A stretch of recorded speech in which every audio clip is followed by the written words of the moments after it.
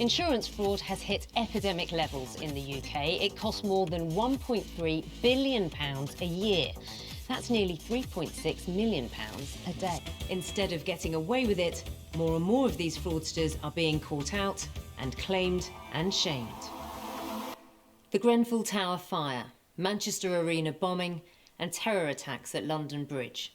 Dreadful tragedies that happened within a month of each other. You'd have to be the lowest of the low to exploit them. We've seen how shameless some people are in their pursuit of profit, but for some real show-offs, exposure can cause their downfall. In days gone by, diaries were private and hidden away from prying eyes. These days, many of us live our lives in the full glare of social media. Social media is a very useful tool for investigators searching for evidence, and it can help genuine claimants prove their story, especially if it shows them wearing jewellery that's been lost or stolen, because pictures can make it easier to substantiate claims. Many potential fraudsters are caught out because they don't think checks will be made on the evidence they supply to insurers. This includes personal injuries, which can knock you for six. The smallest of falls can result in sprains, or even worse, breaks that mean you're out of action for weeks. Chancers and cheats can be a ruthless bunch. Even some pet owners wouldn't hesitate to use their furry friends in an insurance scam. But sometimes the details of dodgy documents and fiddled forms can trip up those trying it on with their insurers. From people chancing their luck by exaggerating their injuries through to organised criminal gangs, insurance fraud hits all of us in the pocket. But the number of these fraudsters getting caught out sends a clear message to anyone thinking of committing insurance crime. They claimed, but now they're shamed. It's frightening how far some fraudsters will go in order to make money. Some simply don't care about endangering lives in their attempts to make a fast buck. They use roads as a hunting ground to target unsuspecting and innocent motorists. When we're down on our luck and short of money, most of us might try to think of ways of economising, or perhaps look at taking another job.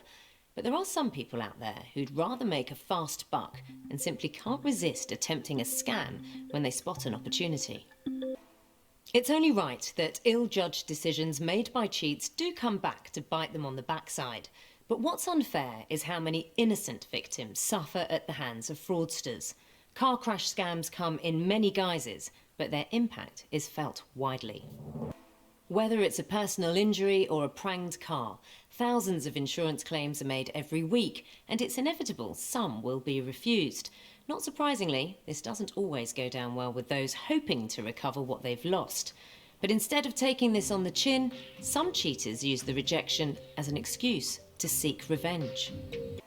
Greed is behind the majority of fraudulent insurance claims, and it's startling what lengths some people will go to in order to make money illegitimately. The next American case is a shocking example of the cruel extremes one man went to cash in on a life insurance policy. From people chancing their luck by exaggerating their injuries through to organised criminal gangs, insurance fraud hits all of us in the pocket. But the number of these fraudsters getting caught out sends a clear message to anyone thinking of committing insurance crime. They claimed, but now they're shamed. When it comes to assessing a claim, sometimes it's one person's word against another, and that's where technology comes in. The upside of multiple cameras on our transport system is that disputes can be settled by CCTV evidence, like in this story. When it comes to personal injury claims, CCTV is the ultimate eyewitness, leaving nothing to chance. But of course, not every incident is caught on camera, and when our next claimant had his accident, there was no Big Brother watching. It happened during a regular workout session at his gym, but a gym that was in a slightly less than regular location. In the event of a complicated road traffic accident, it's not unusual for insurers to get forensic engineers on the case. They're specialists in examining the dents and scratches after a collision, and in most cases, able to find out exactly who hit who.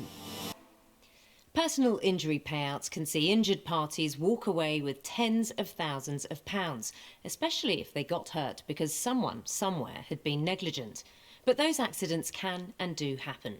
Establishments with paying customers are duty-bound to ensure there are no trip hazards that could cause a fall. When it comes to investigating dubious claims, there isn't always indisputable evidence, like cameras catching it all. But insurers can call on expert companies to investigate, and some of them are nothing short of being human lie detectors to separate the genuine claims from the bogus ones. From people chancing their luck by exaggerating their injuries through to organised criminal gangs, insurance fraud hits all of us in the pocket. But the number of these fraudsters getting caught out sends a clear message to anyone thinking of committing insurance crime. They claimed, but now they're shamed. When it comes to swindling insurance companies, it's amazing how much effort some fraudsters will go to, putting in months of planning and preparation to pull off the perfect scam. But then there are those at the other end of the spectrum who think that simply submitting the claim is all it takes. This next claimant definitely falls into the latter of those two categories.